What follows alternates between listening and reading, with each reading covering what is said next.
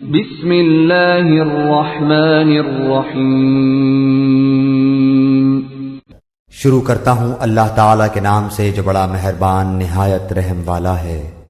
قال رب اشرح لی صدری، اے میرے رب میرا سینہ میرے لیے کھول دے، ویسر لی امری، اور میرے کام کو آسان فرما، واحلل عقدۃ من لسانی، اور میری زبان کی گرہ کھول دے، یفقہوا قولی، تاکہ لوگ میری بات سمجھ سکیں۔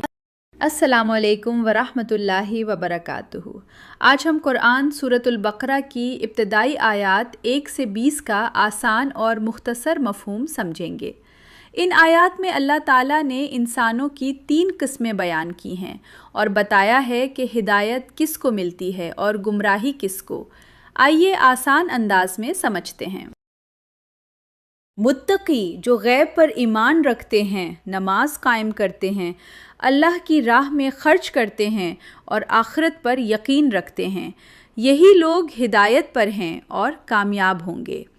کافر جو حق کو ماننے کے لیے تیار نہیں ہوتے، ان کے دل اور کان بند ہو جاتے ہیں اور وہ سچ دیکھ نہیں پاتے، اس لیے وہ ایمان نہیں لاتے۔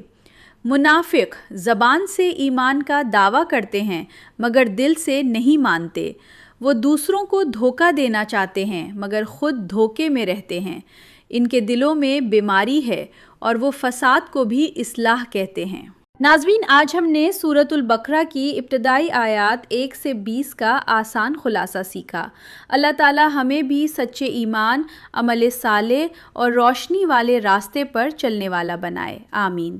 اگر آپ کو یہ ویڈیو پسند آئی ہو تو لائک کریں، دوستوں کے ساتھ شیئر کریں، ہمارے چینل کو سبسکرائب کریں تاکہ آپ کو ہر نئی ویڈیو ملتی رہے۔ دعا ہے کہ اللہ ہمیں قرآن کی ہدایت پر عمل کرنے والا بنائے اور ہمیں ہر قدم پر کامیاب کرے، آمین۔ السلام علیکم ورحمۃ اللہ وبرکاتہ۔